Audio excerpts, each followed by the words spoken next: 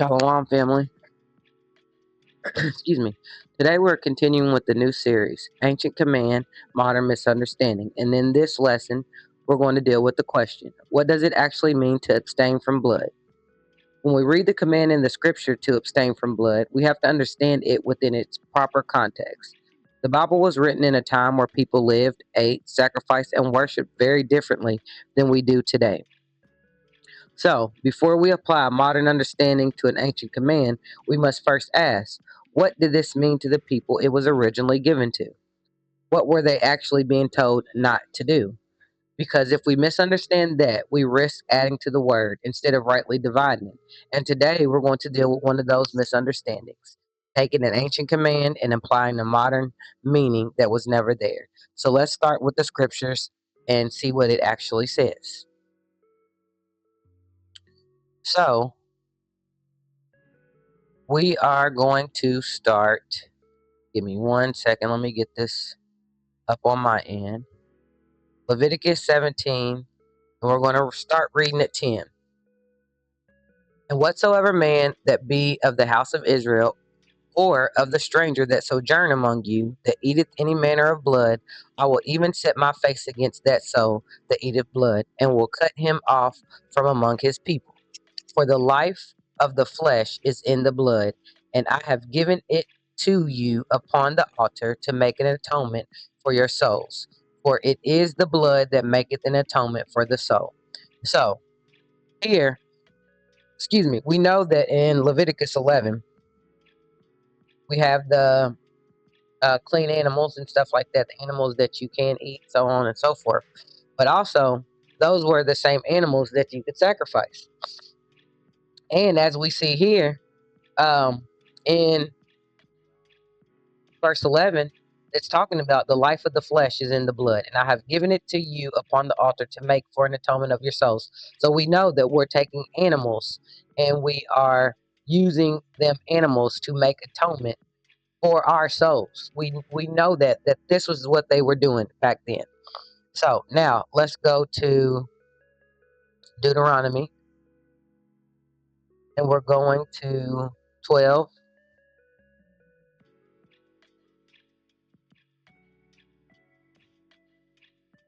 Oh, I clicked the wrong one, but we could just scroll down. We're in 16, Deuteronomy 12, verse 16. And it reads, only ye shall not eat the blood. Ye shall pour it upon the earth as water. Okay, let's go up. Let's go up to 14. Let's start at 14. And let's read. But in the place which Yahweh shall choose in one of thy tribes, there thou shalt offer thy burnt offerings, and there thou shalt do all that I command thee. 15. Notwithstanding, thou mayest kill and eat flesh in all thy gates. Whatsoever thy soul lusteth after, according to the blessing of Yahweh, thy Elohim, which he hath given thee, the unclean and the clean may eat thereof, as of the roebuck, as of the hart. Only ye shall not eat the blood, ye shall pour it upon the earth as water. We see it here. It's talking about animals, animal blood. In Deuteronomy 12, we're going to go down to 23. Only be sure, Deuteronomy 12, verse 23. Only be sure that thou eat not the blood, for the blood is the life, and thou mayest not eat the life with the flesh. So, over and over again, the command is about eating blood, and it's about animals' blood.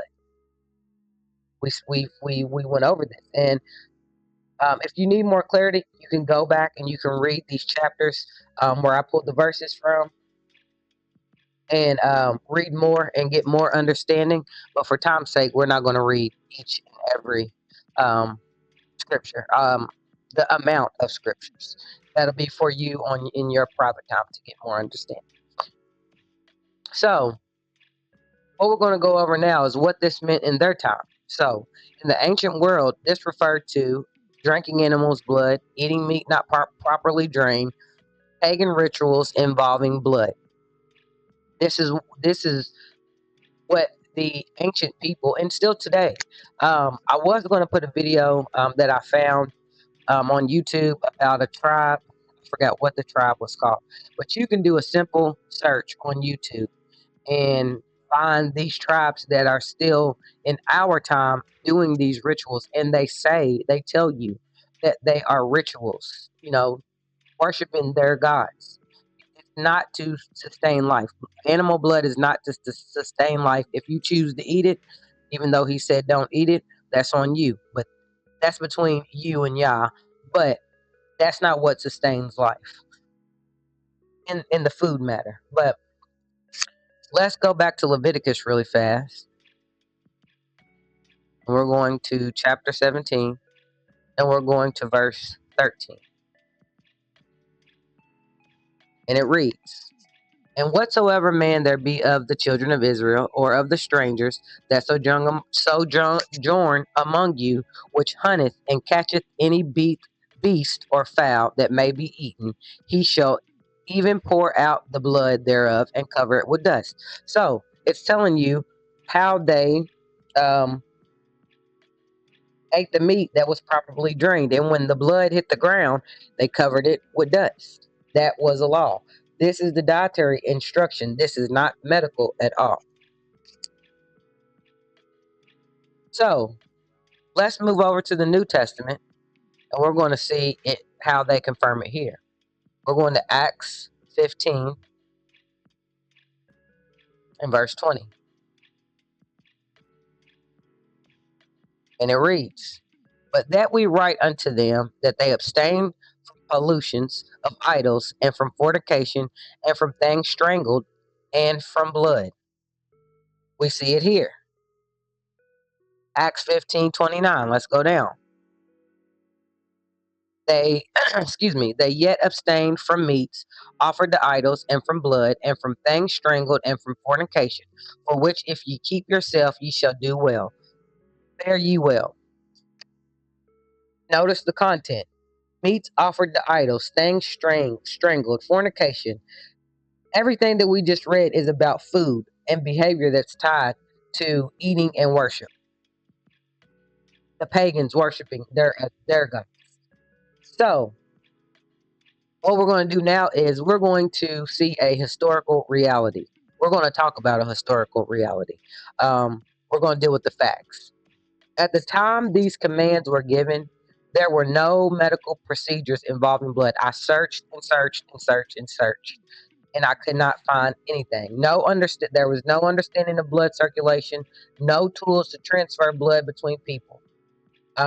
In the ancient medical writings that I did find, like the Egyptian records, they show treatments, herbs, and surgeries, but zero mention of blood transfusions. What I did find, and you guys can look this up on your own. It'll be a good idea for you to research these things yourself and check what I'm saying. But it was just thousands of years later, after our ancient forefathers. It was William Harvey discovered blood circulation in the 1960s, and Carl Landsteiner, he's the one that discovered blood types in 1901. So blood transfusion is a modern development. It's not something that they were doing back then. They didn't have, not saying that they were dumb or they were stupid, but they didn't have the tools, they didn't have the knowledge. They weren't as far along as we are today, as far as technology and those things, so on and so forth, like we have today. So this is where the clarity comes in. Eating blood goes through your digestive system. It's broken down as food, used for nourishment. Blood transfusion, it goes into the bloodstreams, functions as a replacement or support, not eaten, not digestive. These are not the same actions. Just like, let's say, eating meat is not the same as an organ transplant. Are you eating that organ that is being transplanted into your body because it went into your body? No.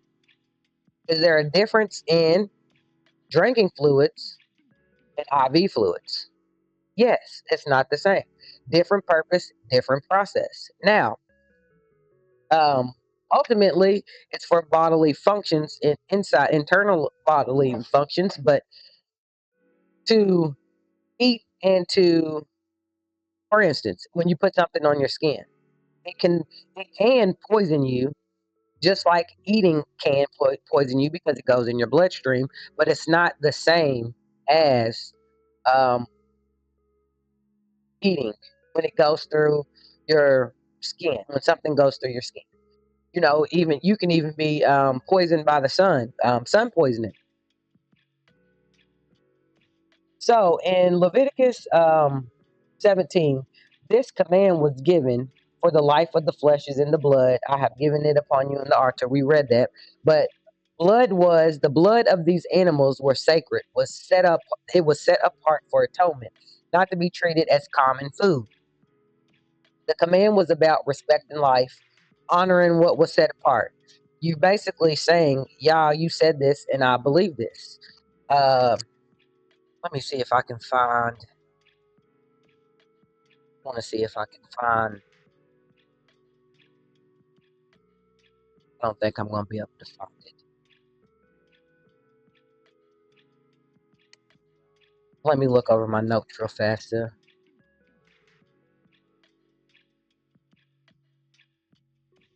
Okay. Oh, I don't think I'm going to be able to find. I remember it, but um, I'm just going to say it. I found a research. I forgot the person or the researcher who actually did it, but there was a research done. They were doing something.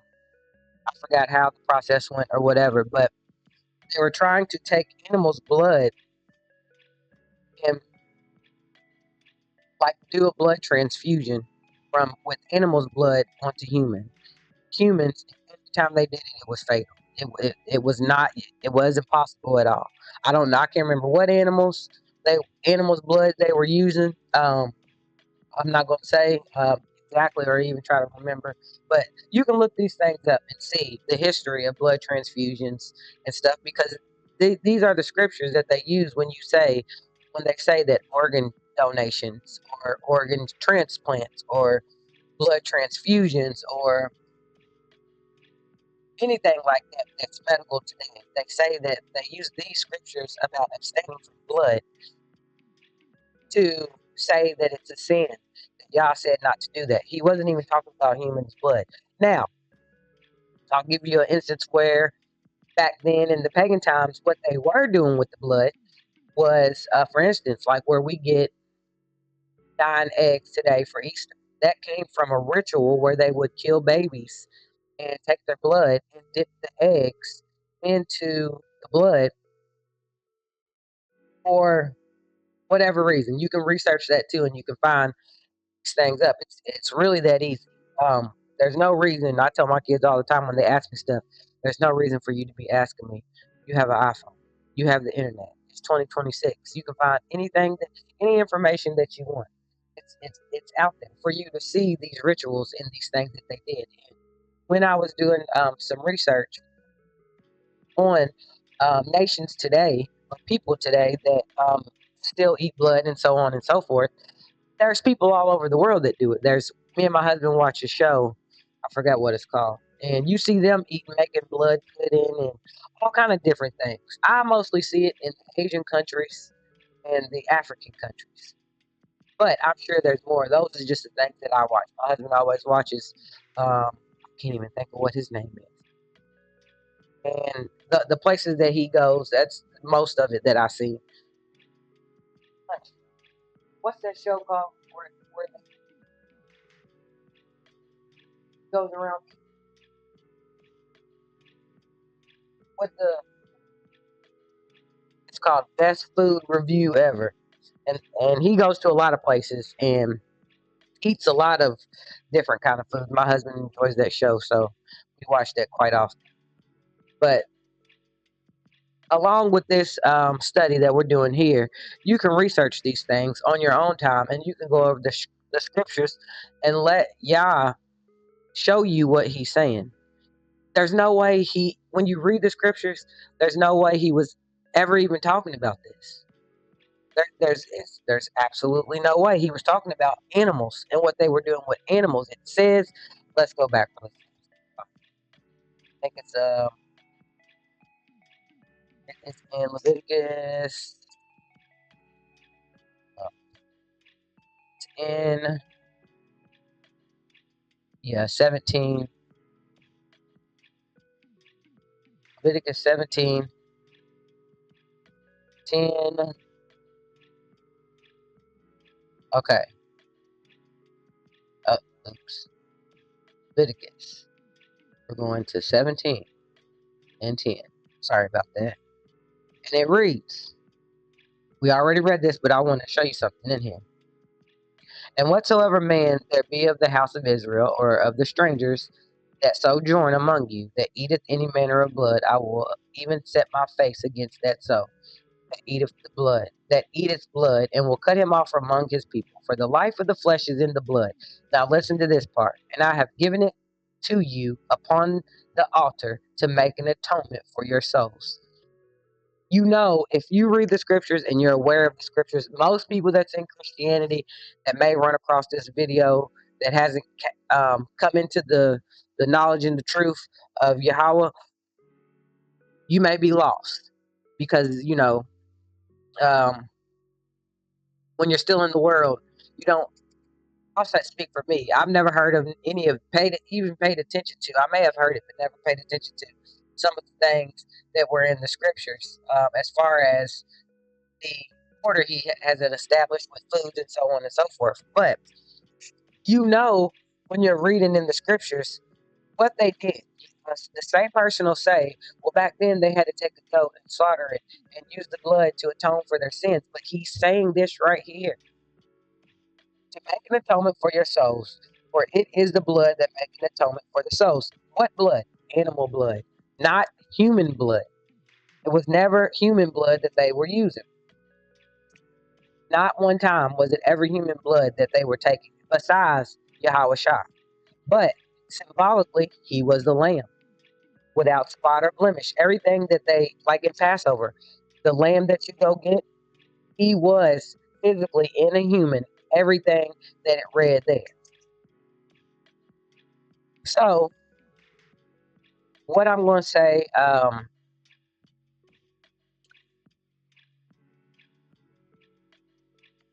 far as if you're still confused, or no, I'm not going to say confused. If you need more from this, I would say take it to prayer, take it to the scriptures, ask Yah to lead you. But I'm not saying that everybody's going to see it as clearly as me, or there's some things that people see clearly that I don't. But what I'm going to say is, when the scriptures say to abstain from blood, it is speaking about something very specific. Not eating it, not consuming it as food, not participating in practices where blood is treated as common. But what it is not speaking about is something that did not exist. There were no transfusion, no medical use of blood, no understanding of circulation. So to take a modern medical procedure and force it into an ancient command is not rightly dividing the word of Yah. It's adding to it. And if we are going to walk in truth, we have to let the scripture speak in its own time before we try to apply it in ours. Because truth is not built on assumption. It's built on what was actually written. And what was written was about eating blood, not transfusing it. With this family, I'm going to say shalom.